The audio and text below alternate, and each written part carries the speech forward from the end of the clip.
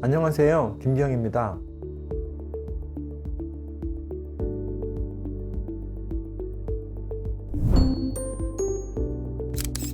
오늘은 역사 속의 도서관, 도서관의 역사 두 번째 시간으로 유럽의 13세기 이후에 도서관과 관련된 배경에 대해 살펴보도록 하겠습니다. 강의를 시작하기 전에 제가 잠깐 드릴 말씀은 지금 다루는 역사라는 것은 도서관을 이해하기 위한 배경입니다. 그런 면에서 제가 이야기하는 것들은 아마 사학의 관점에서 보면 상당히 부족할지도 모르겠습니다. 다만 저는 서책 문화, 책과 도서관에 영향을 미치는 역사적 사실들을 이야기할 것입니다. 근세를 이해하기 위한 중세의 대략의 모습을 간단하게 설명드리고요. 13세기 이후에 나타난 움직임들을 도서관과 책에 영향을 미치는 요소로서 도시, 그리고 국가의 성격, 그리고 여러 가지 기술의 발전에 대해서 간단하게 살펴보도록 하겠습니다.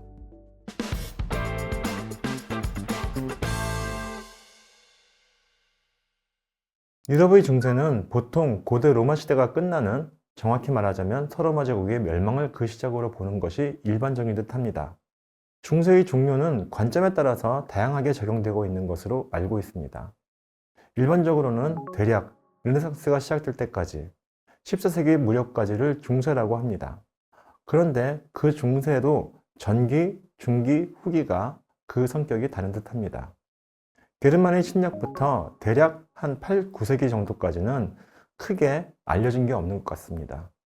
즉, 게르만의 침략이 있었던 대략 한 4, 5세기부터 오토 대제가 신성 로마 제국을 성립한 10세기까지는 상당히 많은 전란에 지속적으로 휩싸여 있었다라고 볼 수 있는 것이죠. 그래서 기록이 많이 없기도 하고, 그 당시에는 교황이 중심이 된 어떤 교회 기록이 아니면 크게 기록을 찾기도 어려운 그런 상태이고, 안정되지 않았기 때문에 사회의 다른 것들이 발전하기 어려운 상태로 상당히 오랫동안 지속되었다고 생각이 됩니다. 그래서 오토 대제가 독일 지역을 평정하면서 신성 로마 제국이 성립되고부터는 그 이전과 비교할 때 전쟁이 좀 잦아들고 안정적인 모습을 보이기 시작하고 있습니다. 그리고 이러한 안정을 토대로 이탈리아 북부에서는 대략 12세기 정도부터 도시를 중심으로 해서 근대적인 인문주의가 등장하기 시작합니다. 이러한 인문주의는 교회와 대비하여 이해하는 것이 좋을 텐데요. 인간을 중심으로 한 관점, 움직임 등이 거기에 포함될 듯 합니다. 도시를 중심으로 근대적 인문주의가 등장하기 시작했다는 것은 12세기 이전부터 도시라는 것이 조금씩 형성되었다고 볼 수 있겠습니다. 유럽의 중세를 설명하는 키워드를 제시한다면 첫 번째로는 전쟁이 될 것이고, 두 번째로는 기독교가 될 것입니다. 그리고 세 번째로는 전쟁을 수행하고 있는 귀족과 기사, 경제적으로는 지방과 장원을 중심으로 한 경제체제로 이해할 수 있겠습니다. 물론 중세도 모든 지역에서 동일한 모습의 어떤 사회적인 현상이 나타난 것 같지는 않습니다. 다시 말씀드리지만 10세기 오토대제부터 조금씩 유럽이 전쟁이 잦아들기 시작합니다. 전쟁이 잦아든다는 것은 고만고만한 세력의 영주들이 서로 조금씩 땅을 더 먹으려고 막 싸우는 것이 아니고 몇 개의 큰 세력이 생겼다는 거죠. 그게 신성로마 제국, 프랑스, 영국 등으로 이야기할 수 있을 것이고, 공작과 백작과 같은 귀족들은 그 왕국 밑에서 충성을 다하고 전쟁이 나면 왕을 위해 출전함과 동시에 자신의 영지에서는 거의 왕과 같은 권한을 가지는 모습으로 나타납니다. 이러한 모습, 그러니까 영주들의 영지들이 연합한 형태의 국가를 영방국가라고 합니다. 그런데 유럽이 안정되면서부터 상업, 즉 교환이 활성화되기 시작했고, 그런 교환이 활성화되면서 그 교환의 중심지가 도시로 형성이 되었죠. 그러한 도시는 상업을 중심으로 해서 형성된 것이고, 상업을 더 키우기 위해서는 항구를 짓고 정비해야 되고, 항구에 조금 더 큰 배를 대기 위해서는 항구 바깥에 있는 땅을 준설해야 됐고, 또 조금 더 무거운 상품을 옮기려면 기중기 같은 것들을 만들어야 됐고, 이를 움직이기 위해서는 수력을 이용한 커다란 물레방아도 만들어야 됐고, 이런 개인이 할 수 없는 사회적인 비용이 들어가는 일들이 생기기 시작했죠. 그래서 이러한 일들을 하기 위해서 도시 사람들은 세금을 걷기 시작했고, 그러한 세금을 운영하는 자치적인 정부들이 나타나기 시작했죠. 그러한 정부는 사실은 이전에도 몇몇 있었습니다. 그리스도 그러한 비슷한 성격이었고, 중세에도 계속 존재하고 있었던 베네치아와 같은 곳에서도 그러한 형태들이 존재했었다고 볼 수 있겠습니다. 중세 이후에 도시에 나타난 지역은 교역 중심지였다고 할 수 있고, 당시 교역 상품은 동방에서 들여오는 여러 가지 사치품들, 소금, 광물, 모피, 목재 등이 있었는데, 이러한 상품은 유럽 전역에서 소비가 되었습니다. 즉, 그러한 상품의 원재료의 생산지, 상품 가공의 중심지, 그리고 그 상품의 소비지를 연결하는 교역 중심지가 도시로 형성되었다고 할 수 있겠습니다. 또한 상품의 가공은 주로 교역 중심지의 배후에 있는 것이 유리했기 때문에 배후에 이러한 가공 기술을 가진 지역을 아우르고 있었습니다. 도시의 땅들은 원래 영주의 성지였죠. 그런데 도시가 자치권을 획득하기 위해서는 결국 영주로부터 싸워 땅을 차지하든지 영주에게 큰 이익을 안기든지 둘 중에 하나를 선택해야 했겠죠. 그래서 도시는 도시 스스로 교육을 위한 사회적인 비용, 영주에게 자치권을 얻기 위한 높은 세금을 지불해야 됐어요. 그래서 상당히 많은 사회적 비용이 필요했고, 그래서 많은 사람들이 도시로 흘러들어왔는데, 도시로 흘러들어온 사람들은 비용을 지불하지 않고 도시의 이점을 이용하며 도시를 어지럽힙니다. 그래서 도시는 이러한 사람들이 함부로 들어오지 못하게 하기 위해서 성벽을 쌓았고 그 성을 부르그라고 했습니다. 그리고 그런 부르그에 사는 사람들을 부르주아라고 해서 원래는 성한 사람의 뜻인데 나중에는 특정한 계층을 지칭하는 말이 되었습니다. 북부 이탈리아에서는 제노아와 베네치아가 일찍이 항해술과 군사력을 기반으로 교육 중심지가 되었고, 제노아와 베네치아 주변에 있는 다른 지역들도 교역을 위해서 공업을 발전시키기 시작했는데 양모 가공과 같은 것을 하기 시작했습니다. 그래서 발전한 도시가 피렌체나 밀라노 등이었고, 후일 피렌체, 밀라노, 베네치아와 같은 도시는 주변 지역을 아우름으로써 좀 더 큰 소위 도시국가의 형태를 띠게 됩니다. 그래서 북부 이탈리아와 프랑드르 지방은 도시 중심의 모습이 되었고, 그에 비해서 신성 로마 제국에 있었던 유럽 독일 지역은 지역 중심으로 남아 있었습니다. 특히 영방국가의 성격이 꽤 오래간 그런 모습이었는데, 그럼에도 불구하고 몇몇 지역은 상당한 발전을 했었죠. 이에 비해서 영국은 조금 다른데요.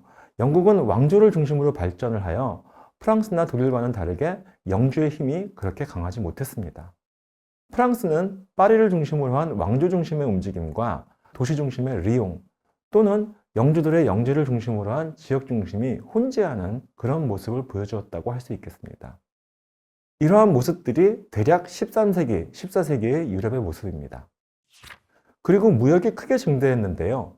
이들의 경로는 레반트 지역을 중심으로 서쪽으로는 베네치아나 제노아에서 해안선을 따라 아드리아해를 거쳐 콘스탄티노플로, 에게해로, 그리고 레반트 지역으로 연결이 되었고요. 동쪽으로는 육로로 비옥한 추승달 지역을 지나 페르시아만, 혹은 이집트 쪽의 홍해를 통해서 인도로, 동남아의 향유제도로, 그리고 중국으로 연결되는 시기였습니다. 이러한 경로에서 유럽의 주력은 베네치아였습니다. 베네치아는 라이벌인 제노아와 콘스탄티노플을 중심으로 많은 전쟁을 치렀으며 한때 그 정치적 영향력이 흑해 주변까지 미쳤던 적이 있었습니다. 플랑드르 지방은 북해와 영국의 자원과 남유럽의 사치품을 연결하는 위치에서 스스로 자원을 가공하는 길들을 통한 공업이 발전하는 북유럽의 교역 중심지로 떠올랐습니다. 베네치아 이외의 북부 이탈리아의 도시들 또한 교역과 공업의 발달을 이끌었고, 이러한 두 교역의 중심축을 육로로 연결하는 도시들, 즉 리옹, 뉘른베르크 등의 도시가 발전을 하였습니다. 물론 후일 항해술의 발달로 플랑드르와 북부 이탈리아를 직접 연결하는 항로를 개척하여 내륙 도시들이 영향을 받기도 했으나, 아우크스부르크와 같은 자원 원산지 등이 내륙에 있어 이를 바탕으로 도시가 지속적으로 발전될 수 있었습니다.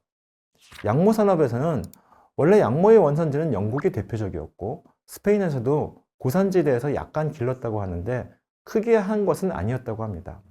영국의 양모들이 플랑드르나 피렌체 쪽으로 이동하고 거기에서 가공이 되는데, 이것에 대해서 영국이 양모 수출을 통제하고 그 스스로가 기술을 가지려고 노력함에 따라서 약간씩 그 흐름들이 변하고 있었다라고 말할 수 있겠습니다. 이러한 상업의 발달함에 따라 자본주의나 화폐 경제가 조금씩 발달하게 되는데요. 상업의 규모가 커짐에 따라서 다양한 상거래의 모습들이 나타나게 됩니다. 동시에 금융기술도 함께 발전하게 됩니다. 주식회사, 주식거래시장, 어음, 보험 등이 15세기쯤에 나타나고 있고요. 이러한 금융과 관련된 거래 기술은 실제로는 기록을 통해서 이루어져야 됐기 때문에 이를 다루는 상인들이 문해력이 있어야 됐었고, 이를 위해서 교육의 필요성이 나타났다고 할 수 있겠죠. 이러한 필요성을 바탕으로 교육받은 시민계급이 등장했고, 그리고 이런 것들을 결국 중세를 지배했던 전쟁과 종교 이외에 다른 부의 축적 수단이 생긴 것으로 볼 수 있습니다. 도시에는 다양한 직업을 가진 사람들이 살고 있었으며, 중요한 구성원은 상인과 거기에 딸린 수공업자들이라고 할 수 있겠습니다. 상거래를 중재하는 법률을 다루는 법률가와 병원 등에서 필요한 의사 등이 속인으로서 중요한 지위를 차지하게 됩니다. 법률가는 상업의 갈등, 중재뿐만 아니고 도시 및 국가정부의 관리로서도 활동하였습니다. 앞서도 말씀드렸지만 중세의 국가는 공작이나 백작의 영으로 이루어진 영방국가라고 할 수 있습니다. 이는 프랑스 국토 내에 주요 영지가 영국의 소유였고, 카스티아와 아라곤 왕국이 연합되어 스페인이 탄생한 것, 오스트리아의 합스부르크 왕조가 스페인과 네덜란드의 지배권을 가지고 있었던 것도 이러한 성격을 배경으로 한 것입니다. 이러한 영토의 지배권이 쉽게 움직일 수 있었던 것은 결국 많은 전쟁의 원인이 되기도 하며, 특히 영국과 프랑스 간의 백년 전쟁의 원인이 되기도 합니다. 백년 전쟁과 이 시기에 간헐적으로 발생했던 흑사병의 창궐은 지방과 영주들의 힘을 약화시키게 됩니다. 또한 백년 전쟁으로 특히 프랑스에서는 그 이전에는 가지지 못했던 국가와 국민이라는 개념이 강하게 나타나게 됩니다. 이러한 왕의 지배권 강화를 위해 왕은 이전보다 더 큰 정부가 요구되게 되었으며, 이 정부에 교육받은 시민들이 관료로서 참여를 하게 됩니다. 이를 통해 중세의 양반국가에서 점차 왕을 중심으로 큰 정부를 가진 중앙 집권적 왕조국가가 나타나게 됩니다.